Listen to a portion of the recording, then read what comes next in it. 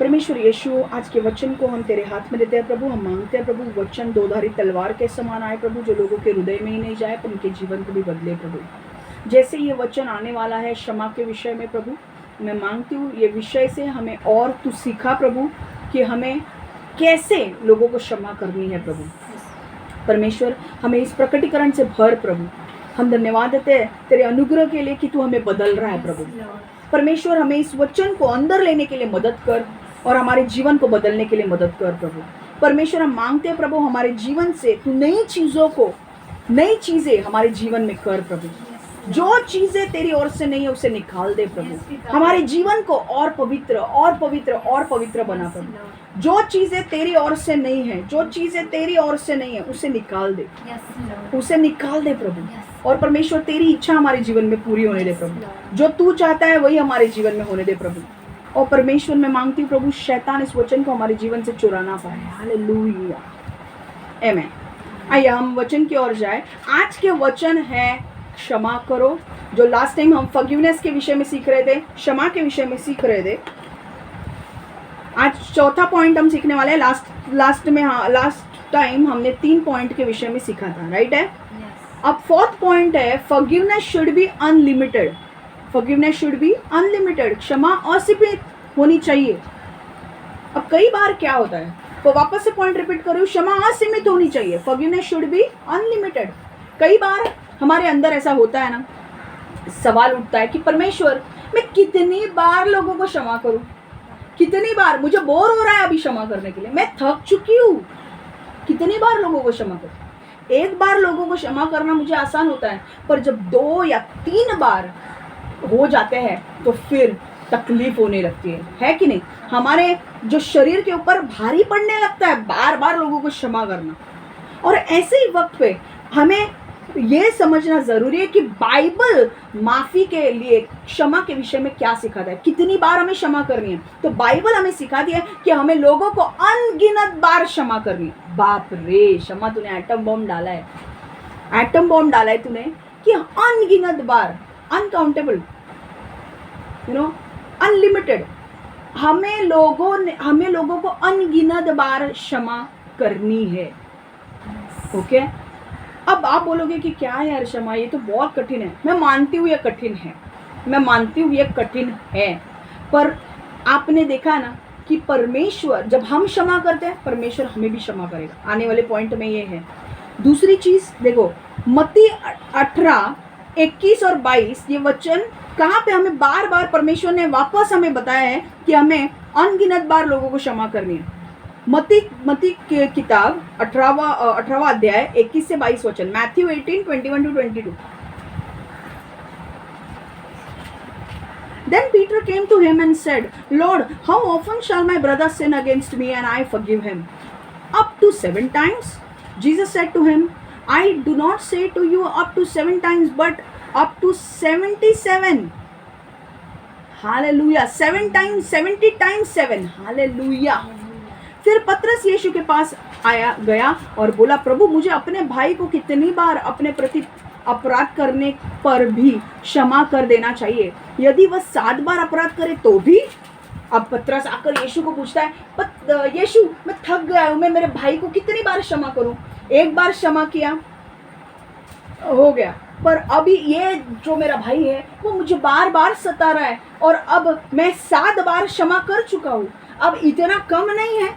यीशु उसे क्या उत्तर देता है? देखो 22वें वचन में यीशु ने कहा, ना केवल 7 बार, बल्कि मैं तुझे बताता हूँ कि तुझे उसे 7 बार के 70 गुना तक क्षमा करते रहना चाहिए। 7 बार 70 गुना मतलब 70 टाइम्स इंटू 7, 70 गुना 7। 70 गुना 7 मतलब कितना होगा? बहुत बड़ा नंबर होगा। इसका मतलब परमेश्वर नंबर के पीछे नहीं जा रहा है, परमेश्वर बोल रहा है कि अनगिनत बार। सिंपल वर्ड्स में वो बोल रहा है अनगिनत बार। 7 बार नहीं माफ कर रहे हैं, जितनी बार वो क्षमा कर, वो जितनी बार तेरे से पश्चाताप करेगा और जब वो आएगा और तुझसे माफी मांगेगा, तुझे उसे क्षमा करनी है। हालेलुया। देखो वापस और एक वचन हम देखेंगे। अगर किसी व्यक्ति ने दुख पहुंचाया है तो पहली चीज मैंने आपको बताई थी कि उसके साथ बदला नहीं लेना है। उसे क्षमा करना है। अब वही व्यक्ति बार बार बार बार आपको दुख दे रहा है तो आप बोल सकते हो क्षमा, ये तो भारी पड़ रहा है अब मुझे, है कि नहीं? भारी पड़ रहा है। पर क्या बोला परमेश्वर ने? अनगिनत बार क्षमा करनी है। क्योंकि क्यों बोला है परमेश्वर ने? क्योंकि वो तुम्हारे लिए अच्छा है। अगर तुम क्षमा कर देते हो तो तुम्हारा माइंड फ्री हो जाएगा, तुम्हें शांति मिलेगी, तुम डिप्रेशन में नहीं जाओगे। वरना वो तो आदमी करके चला जाएगा, दुख में तुम रहते हो। इसलिए परमेश्वर ने हमको बोला है क्षमा करने के लिए, क्योंकि परमेश्वर चाहता है तुम अपने ऊपर दया करो। क्योंकि अगर तुम अक्षमा के बंधन में आ गए और तुमने क्षमा नहीं की तो तुम डिप्रेशन में जाओगे, तुम्हारी हेल्थ खराब हो जाएगी, तुम्हें नुकसान हो जाएगा। तुम्हारा मन में अगर बंधन रहेगा तो तुम कभी आगे नहीं बढ़ पाओगे। आपको पता है, अगर आप क्षमा लोगों को नहीं करते हो तो आप डिप्रेशन में जा सकते हो, आपको बीमारी लग सकती है, आप सही तरीके से काम नहीं कर सकते हो। आपने अगर क्षमा नहीं किया है ना, आप काम ही नहीं कर सकते हो। मैं बोलूँ सही तरीके से भी नहीं, आप काम ही नहीं कर सकते हो। क्यों पता है? क्योंकि आपके अंदर उस व्यक्ति के लिए कड़वाहट रहेगी, उस व्यक्ति के लिए गुस्सा रहेगा, और वही विचार आकर आपको डिस्टर्ब करेंगे। और शैतान देखेगा, अरे वाह, इसने यीशु की बात नहीं मानी है क्षमा करने की, अब इसी का फायदा मैं उठाऊंगा और बार बार इस व्यक्ति के जिस व्यक्ति ने इसको दुख दिया है ना, उसी के विचार इसके बार बार मन में लाकर डालूंगा। और आप बोलते हो हाँ, वापस मुझे विचार आ रहा है, वापस आप क्रोधित होते हो, वापस मुझे विचार आ रहा है, वापस आप क्रोधित होते हो, पर आपको समझ में नहीं आ रहा है उसमें से बाहर कैसे निकलूं मैं। और शैतान क्या कर रहा है? आपको पीस रहा है। आप उसको इतना आसान बॉल डाल रहे हो कि वो छक्के पे छक्का मार रहा है आपको। शैतान को पता है ये वचन के बाहर जाकर काम करेगा तो हम लोग तो बाहर है ही डसने के लिए। ये वचन के बाहर जाकर काम कर रहा है, ये क्षमा नहीं कर रहा है, इसके अंदर क्षमा नहीं है, ये क्षमा नहीं कर रहा है, इसका फायदा मैं उठाऊंगा। और वो बार बार जाकर, आप याद कीजिए वो किस्से जब आपने लोगों को क्षमा नहीं किया है और आप कितने दिन तक टॉर्चर सहन कर रहे थे, कितने दिन तक ऐसा आपके साथ हुआ होगा। आपको गुस्सा आ रहा होगा उस व्यक्ति के ऊपर, आप गाली दे रहे हो उसको, आपके अंदर कड़वाहट हुई है और आप टॉर्चर में हैं और आपको समझ में नहीं आ रहा मैं इसमें से बाहर कैसे निकलूं। और जिस दिन आपने क्षमा किया वो सारी चीजें चली गई, क्योंकि आपने दरवाजा शैतान के लिए बंद कर दिया। इसलिए मैं आपको बोलती हूँ, क्षमा जितने जल्दी लोगों को करोगे ना, वो उसमें आपका फायदा है। आपकी हेल्थ अच्छी रहेगी, आपका माइंड अच्छा रहेगा, आपका स्पिरिट क्लीन रहेगा, आपका आत्मा भी क्लियर रहेगा। वरना आपका आत्मा हेवी होगा तो परमेश्वर आपको बताएगा ये गलत कर रही है तू, है कि नहीं? जब हम परमेश्वर के पास आते हैं, परमेश्वर हमें बताना है ये गलत कर रही है तू। पर जब परमेश्वर हमें कुछ नहीं बताता है तो हमारा आत्मा क्या है? साफ है कि नहीं? लोगों ने हमारे साथ क्या किया व्यवहार, उससे आपको मतलब नहीं रखना है। परमेश्वर बोल रहा है अपने आप के ऊपर दया करो, खुद के माइंड को बचाओ, खुद के सेहत को बचाओ। वो तो करके चला जाएगा। और मैं तो बोलती हूँ लोगों को फर्क भी नहीं पड़ेगा कि वो लोग क्या कर रहे हैं, पर आपको उनमें बंधे नहीं रहना है। आपको उनको क्षमा करके रिलीज करके आपको आगे बढ़ना है। हालेलुया। आप बहुत थोड़े समय के लिए पृथ्वी पर आए हो, कितना जियोगे? 70 साल 80 साल मैक्स। आजकल के हिसाब से तो 70-80 भी बहुत ज्यादा है। 60 के उम्र में ही अपना विकेट गुल होता है कि नहीं? तो अभी कितना टाइम बचा है? 20 साल, 10 साल, 20 साल, कितना साल? जो भी है बोनस है।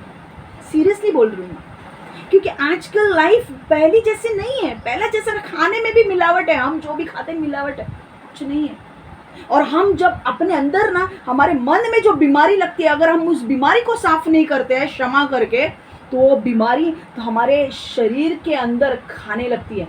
आप पता है अक्षमा के बंधन के वजह से लोग गुस्से में रहते हैं, कड़वाहट में रहते हैं। और पता है उसकी वजह से क्या होता है?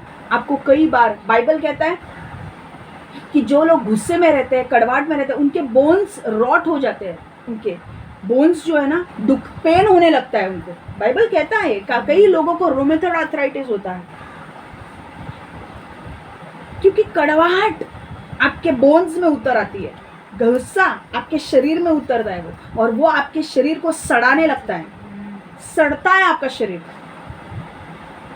इसलिए जब आप क्षमा करते हो आपका माइंड फ्री हो जाता है। माइंड फ्री, आपका शरीर फ्री। हालेलुया। तो आपको क्या करना है? 70 क्या, मैं 100 बार, कितनी बार भी क्षमा करने के लिए तैयार हूँ, है कि नहीं? क्योंकि बाबा मुझे मेरी हेल्थ 10 साल तो है अच्छे जीने हैं भाई, 20 साल है अच्छे जीने, 30 साल 40 साल अच्छे जीने हैं, है कि नहीं, है कि नहीं? हालेलुया, आमीन। कुछ लोग आप बोल सकते हैं क्षमा, पर कई बार लोग तो गलत कर जाते हैं और हमें कितना सहना पड़ रहा है। पर भाई उसने गलत किया, एक सह ही रहे हो, अब उसको वही दुख को याद करके कितनी बार सहोगे? एक बार सह लिया, उसको माफ करके छोड़ दो, अभी वही दुख कितनी बार झेलोगे? माफ नहीं करोगे तो वो दुख 40 दिन तक, अगर गुस्से में रहो तो 40 दिन तक गुस्सा अंदर रहेगा, सड़ाएगा तुम्हारे शरीर को। पर उसी दिन माफ किया तो तुम शांत होगे, तुम्हारा आत्मा शांत, प्राण शांत, तुम्हारा मन शांत हो जाएगा। हालेलुया, आमीन। देखो कितनी है? मैथ्यू 18:21-22, लूका 17:3-4, यदि तुम्हारा भाई पाप करे तो उसे डांटो। लूका 17:3-4, लूक 17:3-4, यदि तुम्हारा भाई पाप करे तो उसे डांटो, और यदि वह अपने किए पर पछताए तो उसे क्षमा कर दो। यदि हर दिन वह तेरे विरुद्ध 7 बार पाप करे और 7 बार लौट कर तुझसे कहे कि मुझे पछतावा है, तो उसे क्षमा कर दो। समझ में आ रहा है? उसे क्षमा कर दो। Take heed to yourself, if your brother sins against you, rebuke him, if he repents, forgive him, and if he sins against you 7 times in a day, 70 times in a day, and 70 times in a day, and returns to you saying, I repent, you shall forgive him. कई बार आप बोल सकते हो कि क्षमा, पर क्या होता है कि हमें क्षमा तो करती हूँ, पर कई बार वो मेरा फ़ायदा उठा रहा है। ऐसा हो सकता है, लोग आपका फ़ायदा उठा रहे हैं। आपने क्षमा कर दिया और लोग अभी, हाँ ये तो क्या क्षमा कर दी, मुझे बार बार फ़ायदा उठाते लोग, वापस से आपको टॉर्चर करेंगे। देखो परमेश्वर कहता है हमें क्षमा करना है, ओके? क्षमा करना है उस व्यक्ति को, उसके लिए, उसके पास बदला लेने के लिए नहीं जाना है, उसे क्षमा कर देना है, वो जो भी कर रहा है। पर आपका भरोसा टूट गया है कि नहीं?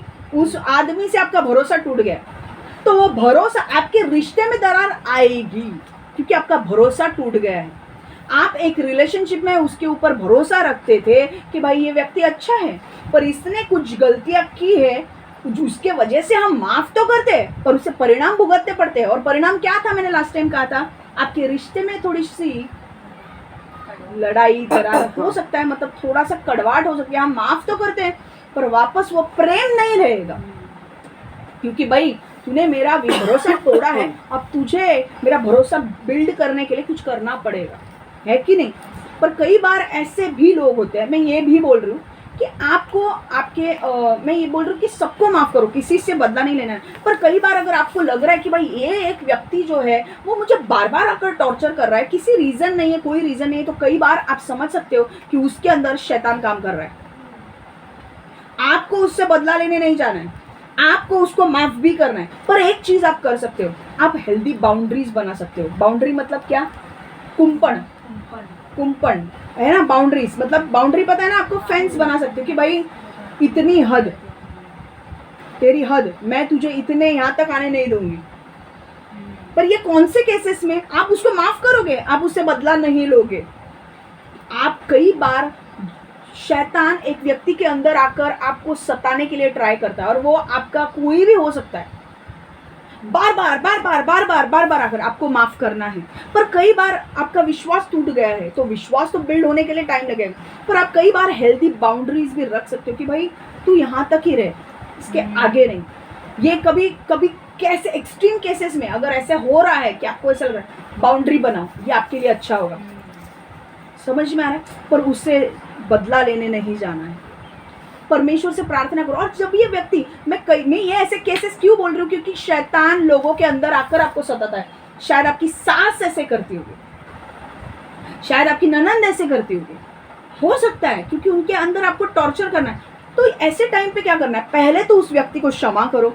दूसरी चीज, परमेश्वर से उस व्यक्ति के, परमेश्वर को प्रार्थना करो उस व्यक्ति के लिए कि परमेश्वर ये व्यक्ति ऐसा ऐसा कर रहा है, इसको परमेश्वर तू देख, मैं बदला नहीं लेने वाली। पहले उसे क्षमा करना है, बदला नहीं लेना है, क्योंकि उसे अगर पश्चाताप होता है तो हमें क्षमा करना ही है। पर तीसरी जो चीज़ है वो आप कई समय पे ऐसे कर सकते हो कि आप एक बाउंड्री बना सकते हो कि भाई मुझे ज़्यादा भी इतना उसमें नहीं जाना है। बाउंड्रीज बाहर के लोगों के लिए कई बार बाहर का व्यक्ति आके टॉर्चर कर रहा है, हम थोड़ा सा बाउंड्री डाल सकते हैं कि भाई तू, तेरी हद इतनी है, इसके आगे मत जा। वो आपके लिए बेहतर हो सकता है। समझ में आ रहा है?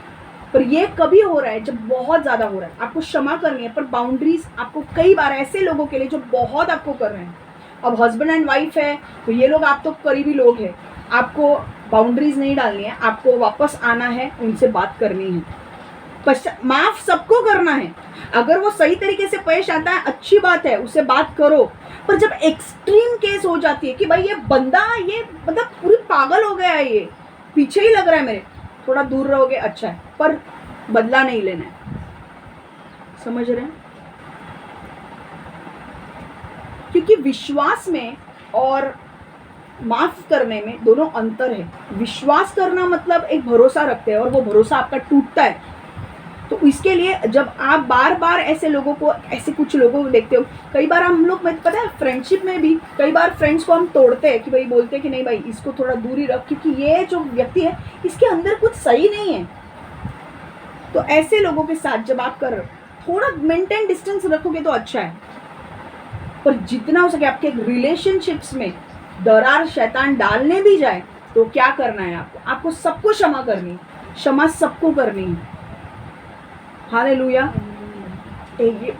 बदला लेने जाना नहीं है। परमेश्वर के साथ उस व्यक्ति के लिए प्रार्थना करो, परमेश्वर उसका बदला ले लेगा। पर आपको लग रहा है बहुत हो रहा है और अभी आपको ऐसा लग रहा है कि मैं पागल हो जाऊंगी, तो आपको बाउंड्रीज रखना जरूरी है। थोड़ा डिस्टेंस रखो। भाई ये व्यक्ति मेरे को फोन करके बार बार सता रही है, फोन उसका मत उठाओ। समझ में आ रहा है? ये व्यक्ति इसके उसके बारे में मेरे को बता रहा है, मत करो ये चीजें। समझ में आ रहा है? अब और एक चीज, परमेश्वर की क्षमा असीमित है। जब परमेश्वर, पवित्र शास्त्र हमें सिखाना है, देखो परमेश्वर की क्षमा असीमित है।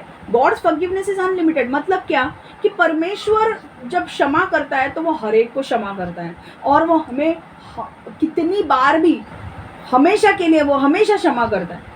परमेश्वर लिमिट नहीं रखता है कि भाई इसके लिए, ममता के लिए 5 क्षमा करूंगा मैं, 10 क्षमा नहीं।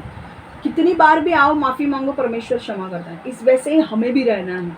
पवित्र शास्त्र हमें सिखाता है कि हमें परमेश्वर की तरह बनना है। और परमेश्वर की तरह बनना है मतलब परमेश्वर में क्या बोल रहा है, कैसे बनना है उसकी तरह।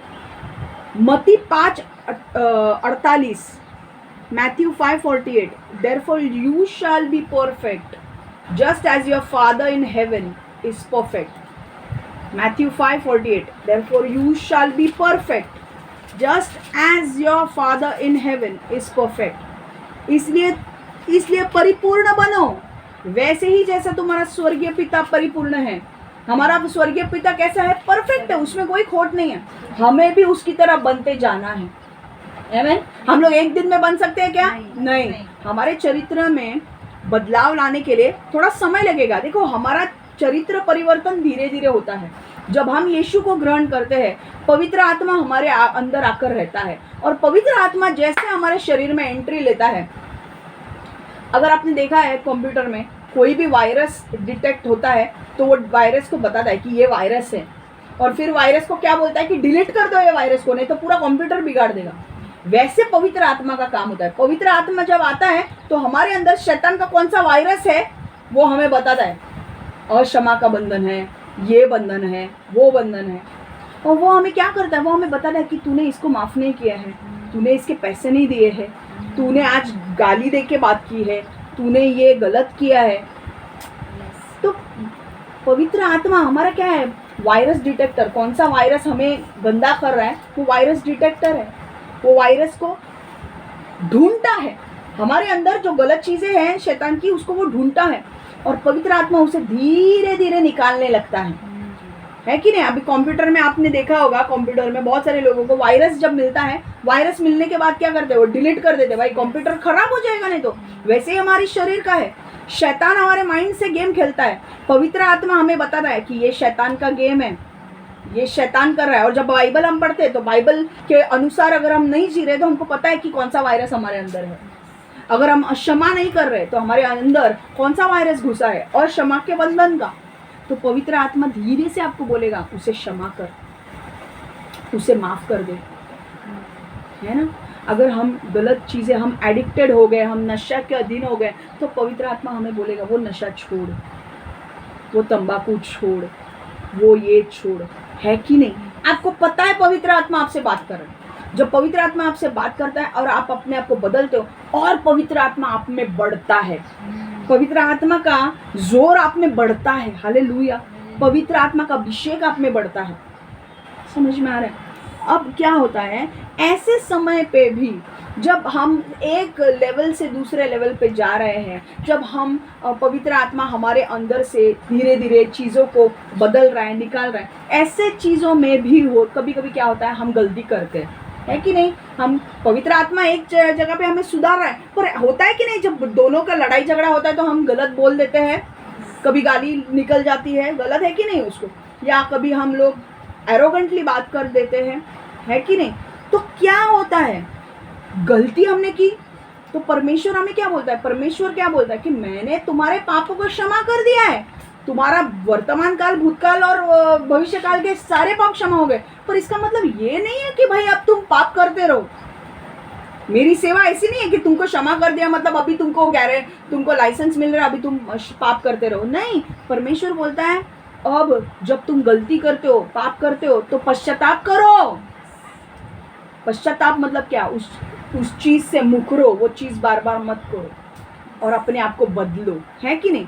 और परमेश्वर क्या बोलता है कि कबूली दो, जो भी आपने पाप किया उस पाप की कबूली दो और परमेश्वर से प्रार्थना करो ताकि परमेश्वर आपको वो पाप से छुटकारा दे। तो 1 यूहन्ना 1 परमेश्वर कहता है, क्या कहता है देखो, 1 यूहन्ना 1, यदि हम 1 John 1:9, if we confess our sins, he is faithful and just to forgive us our sins and to cleanse us from all unrighteousness. यदि हम अपने पापों को स्वीकार कर लेते हैं तो हमारे पापों को क्षमा करने के लिए परमेश्वर विश्वसनीय है और न्यायपूर्ण है और समुचित है तथा वह सभी पापों से हमें शुद्ध करता है। क्या करता है? यदि हम पापों को स्वीकार कर लेते हैं तो क्या करना है हमें? जब पाप किया स्वीकार करो परमेश्वर के सामने जाकर, और परमेश्वर विश्वासु है, वो आपको आपके पापों को क्षमा करेगा और आपको क्या करता है? शुद्ध करता है वो पापों से, है कि नहीं? मैंने आपको सेब का एग्जाम्पल दिया था। सेब काला हो जाता है तो आप क्या करते हो? उतना पोर्शन काट के आप फेंक देते हो, बाकी का सेब आप यूज करते हो। वैसे ही जब आप पाप करते हो तो आपको फटाक से कबूली देनी है परमेश्वर को कि मैंने ये पाप किया। तो क्या परमेश्वर क्या कर रहा है? उस गंदे पार्ट को आपके अंदर से निकाल देता है ताकि वो गंदी चीजें वापस पूरे पार्ट को, आपके शरीर को खराब ना करे। परमेश्वर ने आपके पाप सारे क्षमा किए, पर इसका मतलब ये नहीं कि आपको जैसे मर्जी चाहे आपको जीना है। नहीं, परमेश्वर बोलता है मैं पवित्र हूं, तुमको पवित्र बनना है। इसलिए परमेश्वर खबरदारी लेता है कि कन्फेस करो तुम्हारे पाप। समझ में आ रहा है? पर अब मुझे बताओ कितनी बार सच में, अब समझ में आ रहा है लॉजिक? अब कई बार ऑनेस्ट आंसर है मुझे, ऑनेस्ट आंसर अब मुझे चाहिए। कई बार आप कितने ऐसे पाप करते हो कि आप परमेश्वर को कबूली देते हो, ठीक है, एक बार आपने कबूली दी, पर बार बार आपसे वही पाप होता है और अब परमेश्वर के सामने कबूली देने के लिए, उससे क्षमा मांगने के लिए भी आपको शर्म आती है। कितने लोग हाथ ऊपर करो, होता है कि नहीं? कि परमेश्वर यार मुझे पता है कि मुझे ये पाप नहीं करना है और मैं करने की ट्राई भी कर दो, कोशिश कर दो, पर वापस से तो 4 बार वही चीज के लिए हम परमेश्वर से माफी मांगते हैं, परमेश्वर मुझे क्षमा कर। होता है कि नहीं? हमें शर्म आती है कि नहीं? अब और परमेश्वर हमें क्या करता है? जब कन्फेस करने के बाद, कबूली देने के बाद परमेश्वर क्या करता है? हमें क्षमा करता है, क्योंकि उसका वचन ही कहता है यदि हम अपने पापों को स्वीकार कर लेते हैं तो हमारे पापों को क्षमा करने के लिए परमेश्वर विश्वसनीय है और न्यायपूर्ण है और समुचित है तथा वह सभी पापों से हमें शुद्ध करता है। तो परमेश्वर क्या रूल है परमेश्वर का कि आप कबूली दोगे, चाहे वो 10 बार हो, 15 बार हो, 20 बार हो, आप कबूली दोगे पाप की, मैं आपको 20 बार क्षमा करूंगा, 100 बार क्षमा करूंगा। अगर हम इतनी बार पाप करते हैं और परमेश्वर से क्षमा मांगते हैं और परमेश्वर हमें क्षमा करता है, तो हमें भी यही नजरिया रखना है कि हम भी लोगों को क्षमा करें, है कि नहीं? आपको क्षमा करना ही है। समझ में आ रहा है? आपको ये नहीं लेना है, बदला नहीं लेना है। समझ में आ रहा है? आपको क्षमा करना ही है। आप उस समय सोचो कि आप कितने बार पाप करते हो, कितने बार परमेश्वर को जाकर बोलते हो परमेश्वर मुझे क्षमा कर, मैंने ये गलती की। परमेश्वर बिना सोचे हाँ ओके ठीक है किया। दिन भर में आप कितने पाप करते हो, परमेश्वर क्षमा करता है। और आपको एक किसी ने किया पाप तो 2 बार माफ किया, 3 बार क्या हवा है क्या, हलवा है, हम लोग बोलते हैं ना मुंबई भाषा में, हलवा है क्या, आसान है क्या, 3 बार तू मेरे साथ ये करेगा तो 4थी बार मैं तुझे माफ करूंगा। वो ये वचन याद रखना है आपको, क्या कि हम कितनी बार बेशर्म होके परमेश्वर के पास जाके हम परमेश्वर से क्षमा मांगते हैं और वो बिना हमारी खोट निकाले हमको क्षमा कर देता है कि नहीं।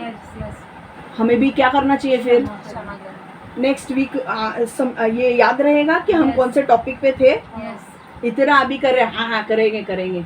नेक्स्ट वीक कौन सा टॉपिक है, लास्ट वीक कौन सा टॉपिक लिया याद नहीं, सबको पूछ रहे, इधर उधर देख रहे, इधर।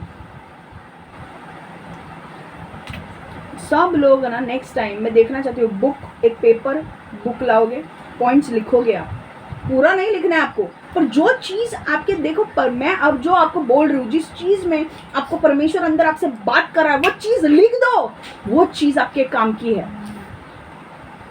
समझ में आ रहा है, वो चीज आपके काम की है। और मैं क्यों बोल रही हूँ, आपको स्क्रीनशॉट लेना है, आप बहुत आसानी से स्क्रीनशॉट ले सकते हो, पर जब आप खुद के हाथों से लिखते हो ना, आपके माइंड में और ज्यादा अच्छी तरह से वो चीजें जाती है। स्क्रीनशॉट लेके 1-2 दिन देखोगे, बाद में तीसरे दिन अगले हफ्ते कौन सा लास्ट टाइम कौन सा वचन किया हमको याद नहीं, तो स्क्रीनशॉट तुमने क्या देखा। खुद के हाथों से लिखो, ये ऐसी बुक बनाओ, ये कीर्ति ने कैसी बनाई है बुक, देखो उसने बाइबल बनाया, वैसे लिखो अपने हाथ से पॉइंट। आंटी के लिए नहीं, बट जो लोग कर सकते हैं वो पॉइंट हफ्ते में याद करो, मैंने क्या क्या पॉइंट किए, ये हफ्ते में मैंने क्या सीखा। आपकी लाइफ पूरी तरह से 360 डिग्री टर्न लेगी अगर मैं आपको जो सिखा रही हूँ अगर वो आप करोगे तो। आपको पता है एक वचन करने में मेरा कितना समय जाता है, कितना टाइम जाता है, पर ये समय जब ये वचन बाहर निकलता है, मुझे पता है ये आशीष होगा आपके लिए। अब आपको वो आशीष को पकड़ के रखना है, भाई ये मैंने सीखा है, ये मुझे लागू करना है। और ये आप सिर्फ मेरे लिए, सिर्फ आपके लिए नहीं, मेरे लिए भी उतना ही इम्पोर्टेंट है कि मैं भी वो उसे देखूं।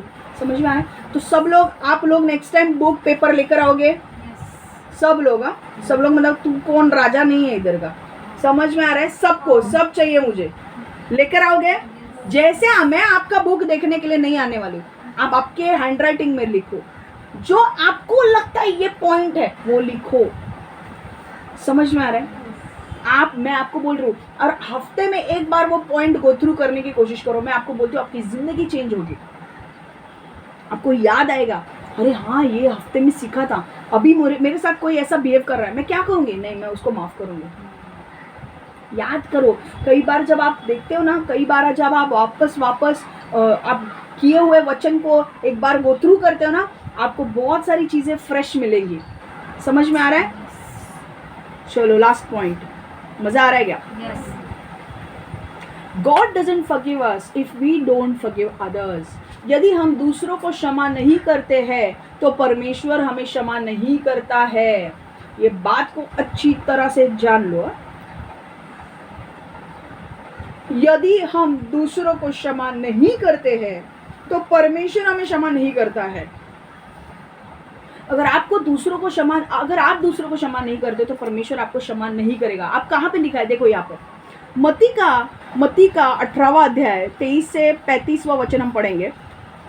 मैथ्यू 18:23-35 हम हिंदी में पढ़ेंगे। सो स्वर्ग के राज्य की तुलना उस राजा की जा सकती है जिसने अपने दासों से हिसाब चुकता करने की सोची थी। जब उसने हिसाब लेना शुरू किया तो उसके सामने एक ऐसा व्यक्ति को लाया गया जिस पर दासियों लाख रुपए निकलते थे। दासियों लाख मतलब 10 लाख, पर उसके पास चुकाने का कोई साधन नहीं था। उसके स्वामी ने आज्ञा दी कि उस दास को उसकी घरवाली, उसके बाल बच्चों और जो कुछ उसका माल असबाब है सब समेत बेचकर कर्जा चुका दिया जाए। तब उसका दास उसके पैरों में गिरकर गिड़गिड़ाने लगा, धीरज धरो, मैं सब कुछ चुका दूंगा।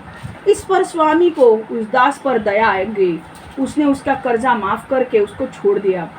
फिर जब वह दास वहाँ से जा रहा था तो उसे उसका एक साथी दास मिला जिसे उसे कुछ रुपए देने थे।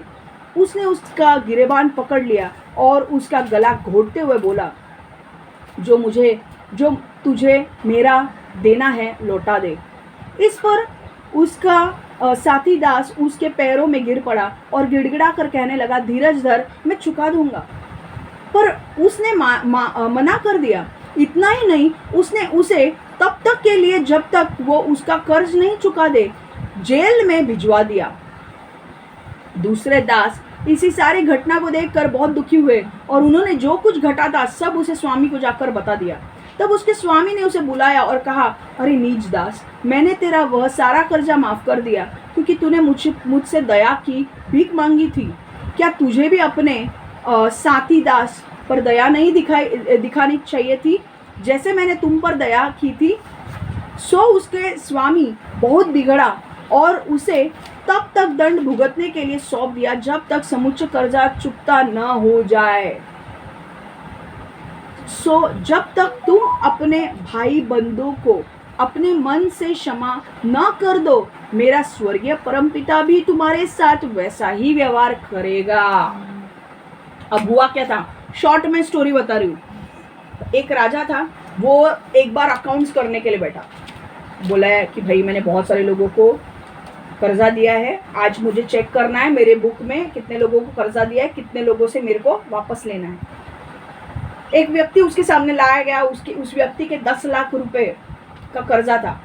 अब वो राजा ने उसको बोला कि भाई तेरा 10 लाख रुपए मुझे दे दे, मेरा 10 लाख तूने लिया है मुझे दे दे। बोलता कि मेरे पास अभी नहीं है, आप धीरज रखो, मैं धीरे धीरे दे दूंगा। राजा ने उसकी बात सुनी नहीं। राजा ने उसको बाकी के सेना को बोला कि इसके बच्चों को, इसके बीवी को, इसका जो भी है उसे बेच दो, मैं जितना पैसा आएगा मुझे दे दो। वो उसके पैरों पर गिर पड़ा, रोने लगा राजा के सामने। अरे यार माफ़ करो राजा, माफ़ करो, दया करो मुझ पर, मैं आपको थोड़ा थोड़ा करके चुका दूंगा। पर राजा इतना दयावान था, राजा को उसके ऊपर दया आई। पता है राजा ने क्या किया, उसका कर्जा ही माफ कर दिया। हालेलुया, राजा इतना अच्छा था, राजा ने उसका कर्जा माफ कर दिया। अब ये जो व्यक्ति, उसका जब उसे पता चला रहे मेरा कर्जा माफ हो गया, ये इसका कॉलर टाइट हो गया। दरबार के बाहर निकलने के बाद इसका कॉलर टाइट, ये बाहर गया। उसको एक व्यक्ति मिला जिसने इस व्यक्ति से पैसे लिए थे। हाँ, अब ये शाणे जाके उसका कॉलर पकड़ता है, बोलता है ये तूने मेरा 10,000 लिया था तो वापस कर। बोलता है, वो आदमी बोलता है माफ़ करो सेठ, अभी तो मेरे पास नहीं है, मैं धीरे धीरे करके आपको चुका दूंगा आपके पैसे। तो बोलता है नहीं, अब भी दे। तो अभी तो मेरे पास है नहीं, धीरज धरो थोड़ा, मैं चुका दूंगा। उसने उसकी एक बात नहीं मानी, उसको लेकर उसने जेल में डाल दिया। समझ में आ रहा है? जेल भिजवा दिया।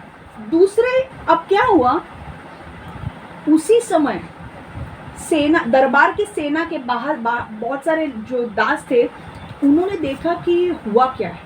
ये आदमी को राजा ने 10 लाख रुपए इसके माफ कर दिए, पर ये जब बाहर गया तो दूसरा आदमी उसको मिला, उसके ये 10,000 रुपए माफ करने के लिए तैयार नहीं है या रुकने के लिए भी तैयार नहीं है। और इसको भी क्षमा करना चाहिए था ना, इसको, है ना, तेरा कर्जा क्षमा हुआ तो तू इसका कर्जा क्षमा कर। इसने तो जेल में भेज दिया इसको। राजा को जाके दासों ने बता दिया। राजा ने तुरंत वो दास को बोला, इधर आ, जिसका 10 लाख रुपए बाकी है, और उसको जेल में भेज दिया। उसको बोला जब तक तू तेरा कर्जा मुझे नहीं देना है तू जेल में ही रहेगा। और बाद में ये जो स्टोरी है, ये स्टोरी हमें क्या सिखा रहा है? ये स्टोरी में ये सिखाता है कि परमेश्वर ने हमें क्षमा किया है तो हमें भी दूसरों को क्षमा करनी है। अगर हम क्षमा नहीं करेंगे तो परमेश्वर हमें क्षमा नहीं करेगा। परमेश्वर ने क्या किया, ये बंदा था, इसका कर्जा पूरा माफ कर दिया तो इसको भी 10,000 माफ करने चाहिए थे, पर इसने क्या किया, दूसरे वाले को माफ नहीं किया, क्षमा नहीं किया उसको। परमेश्वर ने क्या किया, अच्छा इसको माफ नहीं करता है, मैं भी तेरा कर्जा अब माफ नहीं करूंगा। मैंने पहले बोला था मैं कर्जा माफ करूंगा, पर क्योंकि तूने बाहर जाकर इसका कर्जा माफ नहीं किया, मैंने वापस तुझे बुला लिया। वापस जो तेरा पूरा कर्जा माफ था, अब कर्जा माफ नहीं, अब तुझे देना पड़ेगा। और अब मैं तुझे जेल में भेज रहा हूँ। अब तुझे वहां से जेल में रह के तुझे मेरा कर्जा चुकाना पड़ेगा। जब तक तू चुकाता नहीं है तब तक तू उसी में रहेगा। हालेलुया। तब उसके स्वामी ने उसे बुलाया और कहा, अरे नीच दास, मैंने तेरा वह सारा कर्जा माफ कर दिया क्योंकि तूने मुझसे दया की भीख मांगी, है ना। मुझसे दया की भीख मांगी तो तुझे दूसरे को दया नहीं होता है करने के लिए? क्या तुझे भी अपने साथी दास पर दया नहीं दिखानी चाहिए थी जैसे मैंने तुम पर दया की थी? सो उसका स्वामी बहुत बिगड़ा और उसे तब तक दंड भुगतने के लिए सौंप दिया जब तक समुच कर्जा चुकता ना हो जाए। क्या किया? उसको दंड देना शुरू किया।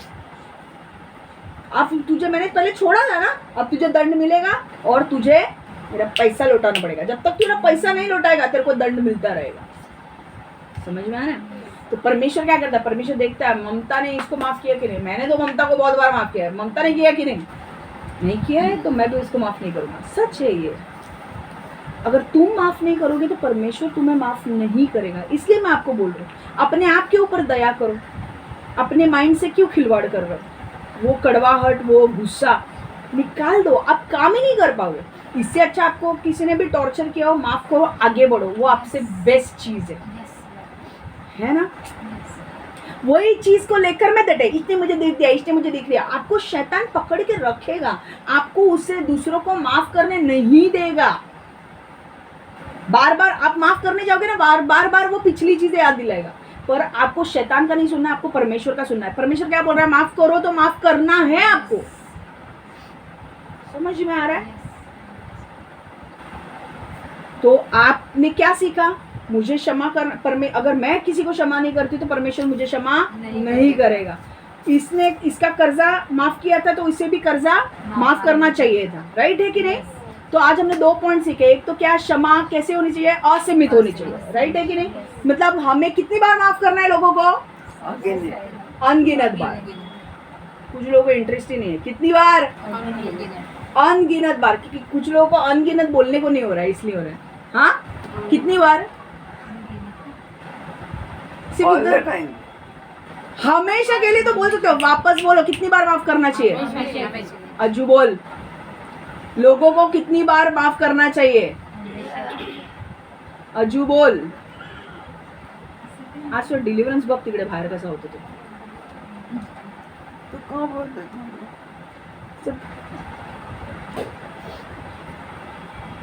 कितनी बार माफ करना है? हमेशा के लिए। अगर आपको अनगिनत बार नहीं होता तो क्या बोलना? हमेशा के लिए। किसी को हंसना है, अब भी हंस लो, क्योंकि बाद में जाके बहुत धुलाई होने वाली है। मैं अभी से बोल रही हूँ, डिलीवरेंस टाइम होने वाला। इसीलिए मेरा वचन आज मैं जल्दी समाप्त कर रहा हूँ। किसी को भागना है, अभी भाग लो। कल तो परसों लास्ट टाइम बहुत भागने की कोशिश कर रहा हूँ। अब सब हंसी विसी सब जाने वाली है। सीरियसली बोल रही हूँ। आज 2 पॉइंट हम लास्ट के डिस्कस कर रहे थे। क्या थे वो?